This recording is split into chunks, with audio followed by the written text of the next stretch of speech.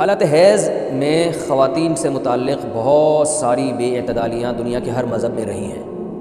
یہودی کیا کرتے تھے کہ حالت حیض میں عورت سے بالکل کنارہ کشی اختیار کر لیا کرتے تھے، اس کے قریب بھی نہ جانا، اور کھانا پینا بھی الگ اور جھوٹا بھی الگ۔ تو بعض مذاہب میں کوئی فرق ہی نہیں تھا کہ حالت حیض عورت پاکی کی ایام میں۔ تو جب اسلام دنیا میں آیا تو صحابہ کرام کو یقیناً یہ خیال پیدا ہوا کہ بھئی اب اسلام کے اس بارے میں کیا احکام ہیں کہ جب خواتین مینسز کی حالت میں ہوتی ہیں شادی شدہ، تو کیا ہم ان سے ہم بستری کر سکتے ہیں یا نہیں کر سکتے، کیا اس کے احکامات ہیں؟ تو اللہ نے صحابہ کے سوال کو اور پھر اپنے جواب کو قرآن مجید کا جز بنا کے نازل کر دیا۔ وَيَسْأَلُونَكَ، اور یہ لوگ آپ سے سوال کرتے ہیں عن المحیض، حیض کے بارے میں۔ تو حیض کے بارے میں سوال نہیں تھا، اصل میں سوال یہ تھا کہ حالت حیض میں زوجہ سے ہم بستری جائز ہے یا نہیں ہے، تو قرآن نے اس کی طرف اشارہ کر دیا۔ قل، اے نبی آپ ان سے کہہ دیجئے، ہوا اذن، اذن اصل میں تکلیف کو بھی کہتے ہیں، گندگی کو بھی کہتے ہیں، تو یہاں گندگی مراد ہے کہ وہ گندگی ہے۔ فاعتزلوا النساء، لہذا عورتوں سے دور رہو، فی المحیض، حالت حیض میں۔ ولا تقربوہن، اور ان کے قریب مت جاؤ، حتی یطہرن، جب تک کہ یہ پاک نہ ہو جائیں۔ تو اس میں قرآن مجید نے جو لفظی ترجمہ ہے وہ قرآن کی آیتوں کا یہی ہے کہ ان سے کنارہ کشی اختیار کر لو، لیکن احادیث سے ہمیں پتہ چلتا ہے کہ یہاں کنارہ کشی اختیار کرنا یہ کنایا ہے ہم بستری کرنے سے، یعنی ان سے ہم بستری کرنا تمہارے لیے جائز نہیں ہے۔ کنارہ کشی سے وہ جو یہودی کر لیا کرتے تھے وہ مراد نہیں ہے یہاں پہ، اور اس کی تفصیل احادیث میں۔ تو قرآن نے چونکہ صاف لفظوں میں جماع کا ہم بستری کا ذکر نہیں کیا، تو صرف کنایوں سے کام لیا ہے قرآن مجید نے۔ فاعتزلوا النساء، ان سے اعتزال کرو، یعنی دور رہو ان سے۔ دور رہنے کا مطلب صرف دور رہنے سے یہ مراد ہے، صحیح حدیث ہے، نبی صلی اللہ علیہ وسلم نے فرمایا اصنعوا کل شیء الا النکاح، حالت حیض میں اپنی زوجہ کے پاس تم جا سکتے ہو، سب کچھ کر سکتے ہو سوائے جماع کے۔ تو انٹرکورس جو اسے کہا جاتا ہے وہ حلال نہیں ہے۔ تو باقی نبی صلی اللہ علیہ وسلم نے فرمایا کہ ایسے کنارہ کشی کے بالکل اس کا جھوٹا نہ پیو اور بالکل دور ہو جانا، اس کی اسلام میں اجازت نہیں ہے، اور نہ بستر الگ کرنے کی ضرورت ہے۔ تو یہ سارے قرآن کے کنائے ہیں۔ کنایا کا مطلب ہوتا ہے کہ آپ صرف اشاروں میں بات کر رہے ہیں، صراحتاً بات نہیں کر رہے۔ تو میں اس میں نقطے کی بات بھی بتاؤں گا کنایا کیوں ہے، کہ فاعتزلوا النساء فی المحیض، عورتوں سے حالت حیض میں دور رہو، ولا تقربوہن، ان کے قریب مت جاؤ۔ تو یہ قریب جانا بھی اصل میں جماع اور ہم بستری سے کنایا ہے، یعنی اشارہ ہے ہم بستری مت کرو۔ تو جماع کا صراحتاً ذکر نہیں کیا جا رہا، تو مراد وہی ہے کنایا، کنائے میں بات کی جا رہی ہے۔ ایک جگہ قرآن میں آتا ہے لا تقربوا الزنا، زنا کے قریب مت جاؤ۔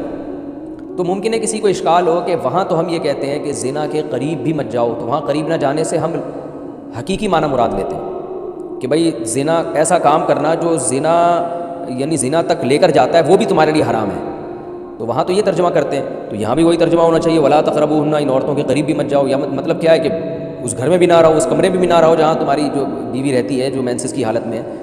تو یاد رکھیں وہاں چونکہ زنا کا لفظ اللہ نے صراحتاً ذکر کر دیا، کنایا کی اب ضرورت نہیں ہے، لہذا وہاں لا تقربو کا مطلب لا تقربو ہی ہے، یعنی قریب مت جاؤ۔ تو زنا کے قریب مت جاؤ یہ کنایا نہیں ہے، اس کا مطلب صاف کہ زنا تو دور کی بات ہے، کوئی ایسا کام بھی نہیں کرنا جو زنا کے قریب لے کے جاتا ہے، لیکن یہاں اللہ نے ہم بستری کے لفظ کا صراحتاً ذکر نہیں کیا، لہذا جہاں ذکر نہیں ہوتا تو وہاں اشارتاً ذکر کیا جاتا ہے، اور اشارتاً جب ذکر کیا ہے تو یہاں لا تقربوہن، یہ قرب سے خاص قسم کا قرب مراد ہے، اس سے مطلق قرب مراد نہیں ہے کہ کسی کے بھی قریب چلے جاتے ہیں، تو یہاں خاص قسم کا قرب مراد ہے۔ وہ قرب یہی ہے کہ مکمل جماع کرنا حالت حیض میں، اس کی اجازت نہیں دی جا رہی، لیکن اللہ نے اس کو گول مول طریقے سے کنائے کے ذریعے ذکر کیا ہے، حتیٰ یطہرن، یہاں تک کہ وہ پاک ہو جائے۔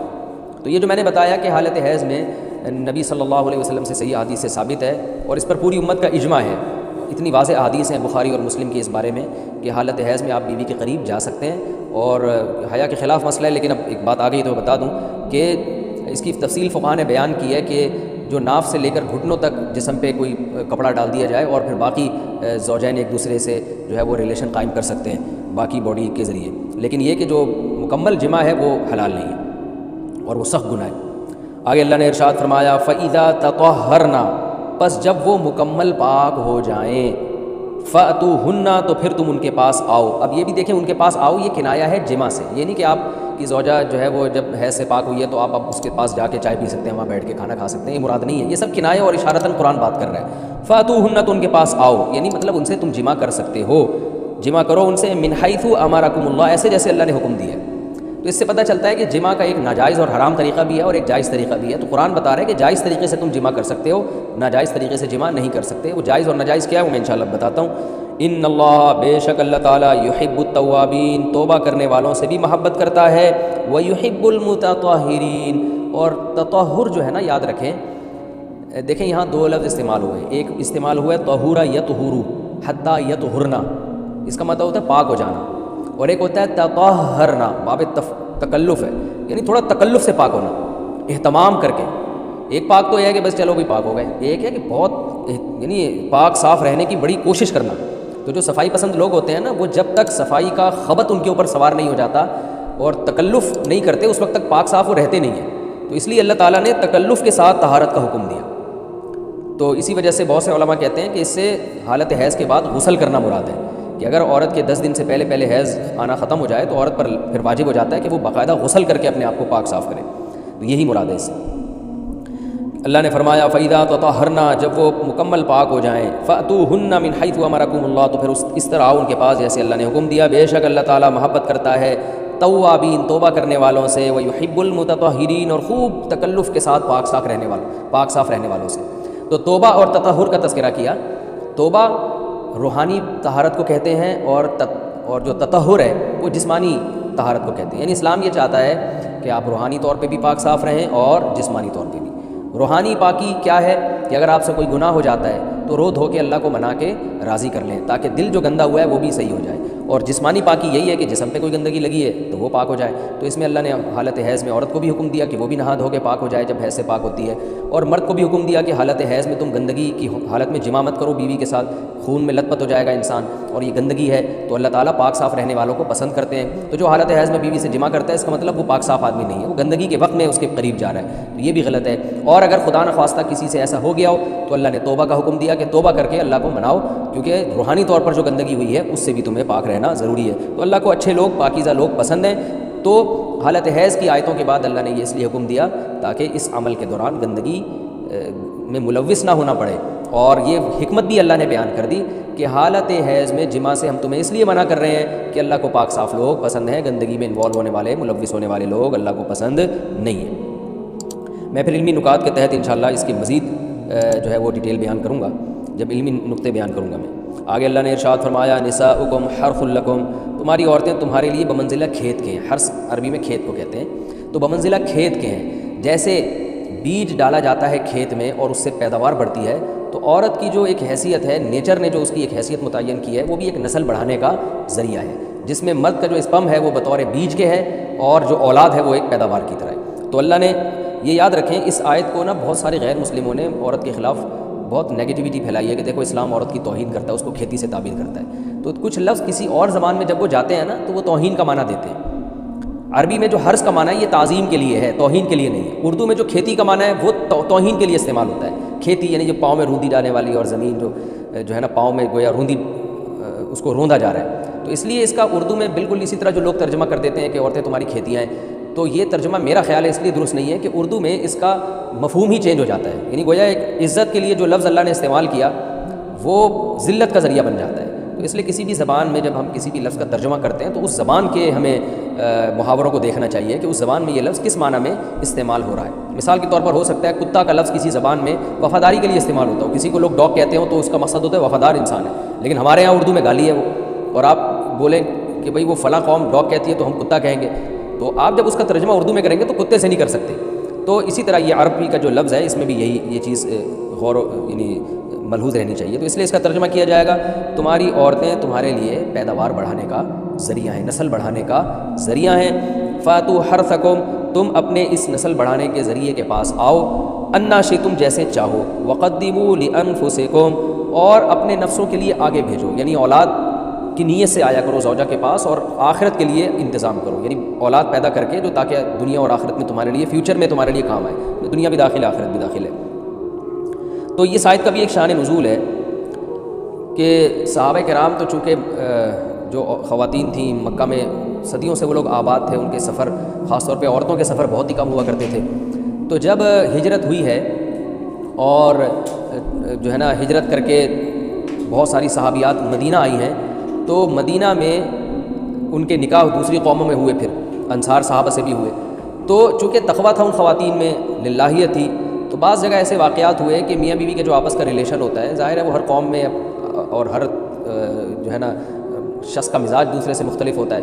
تو بعض مردوں نے اس طرح سے اپنی زوجات کے ساتھ ہم بستری کی کہ ان خواتین کو پھر اشکال ہوا کہ پتہ نہیں اس طرح سے ہم بستری کرنا جائز بھی ہے یا نہیں ہے. تو انہوں نے نبی صلی اللہ علیہ وسلم سے یہ مسئلہ پوچھا کہ یا رسول اللہ ہمارے شوہر ہمارے پاس اس طرح سے آتے ہیں تو کیا یہ جائز ہے یا نہیں؟ تو ان کے سوال کو بھی مبہم رکھا گیا اور قرآن نے اس کے جواب کو بھی کنایتاً بیان کیا، کیونکہ مسئلہ بظاہر حیا کے خلاف ہے، تو قرآن جب بھی کوئی ایسی بات ہوتی ہے تو اشارتاً کنایتاً اس کا تذکرہ کر دیتا ہے تاکہ مسئلہ بھی واضح ہو جائے، کیونکہ ظاہر ہے اس کی ضرورت تو قیامت تک آنے والے انسانوں کو پڑ سکتی ہے نا، یہ تو ہر میاں بیوی کا اپنا ایک ذاتی مسئلہ ہوتا ہے کہ ہمیں کس طرح سے پرمیشن ہے کس طرح سے پرمیشن نہیں ہے۔ تو اللہ تعالیٰ نے بھی اشارتاً ہی اس حکم کو قرآن میں بیان کر دیا، قرآن میں اس لیے بیان کیا کہ تاکہ اس میں کوئی اجتہادی اختلاف کی گنجائش نہ رہے۔ تو اللہ نے قرآن مجید میں بیان کیا، فرمایا نساؤکم حرث لکم، تمہاری جو ازواج ہیں تمہاری جو بیویاں ہیں وہ تمہارے لیے بمنزلہ کھیت ہیں۔ کھیت کا مطلب کیا ہوتا ہے؟ پیداوار بڑھانے کا ذریعہ۔ تو اس میں سب سے پہلا مسئلہ تو قرآن نے یہ بیان کر دیا کہ زوجہ سے جو ہم بستری ہے وہ صرف اسی راستے میں جائز ہے جس سے اولاد ہوتی ہے، کیونکہ عورت کو اللہ نے بنایا ہے نسل بڑھانے کے لیے، تو کوئی بھی ایسا ہم بستری کا طریقہ اختیار کرنا جو نسل بڑھانے کا ذریعہ نہ ہو، یعنی وہ نیچرل نہ ہو، تو وہ حرام ہے۔ تو اس میں اللہ نے یہ حکم دے دیا۔ تو اس سے صاف یعنی حدیث سے بھی پتہ چلتا ہے اور تمام فقہاء کا اجماع بھی ہے اس آیت کی روشنی میں کہ مسئلہ تھوڑا حیا کے خلاف ہے، لیکن میرا خیال ہے بتانا ضروری ہے کہ پچھلے راستے سے عورت سے ہم بستری کرنا بالکل حرام ہے، ناجائز، اور نبی صلی اللہ علیہ وسلم کی اس پہ بہت شدید لعنت ہے، بہت شدید وعید ہے۔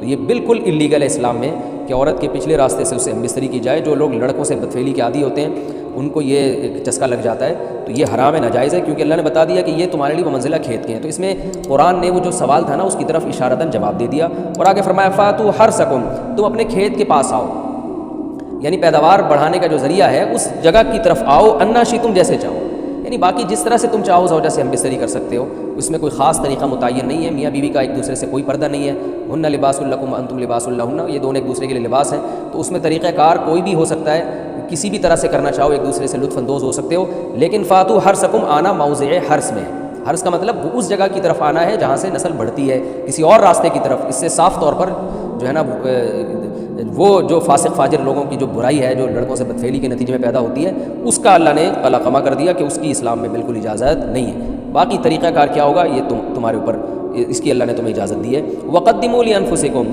اور چونکہ بار بار حرث کا تذکرہ ہو رہا ہے کہ نسل بڑھانے کا، اس لیے اللہ نے فرمایا کہ قدموا لانفسکم، اپنی ذات کے لیے فیوچر میں انتظام کرو۔ قدموا کا مطلب آگے بھیجو اپنی ذات کے لیے سرمایہ۔